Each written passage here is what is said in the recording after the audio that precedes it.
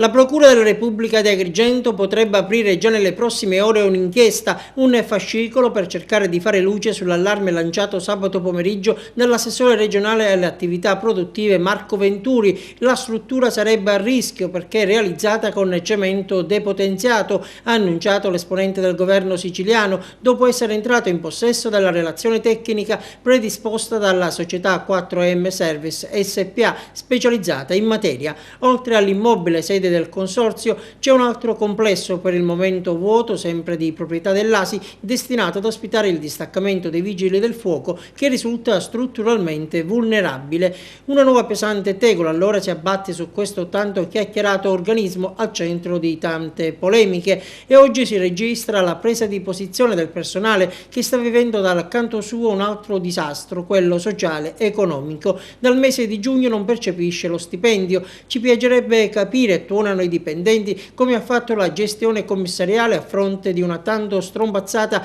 paralisi finanziaria del consorzio a trovare i soldi per effettuare le analisi e gli accertamenti sulla struttura. Invitiamo l'assessore Venturi, concludono i dipendenti, a dedicare la sua preziosa attenzione, oltre alla legittima e necessaria azione per verificare le condizioni di sicurezza degli immobili consortili, anche a reperire i fondi per pagare i nostri stipendi.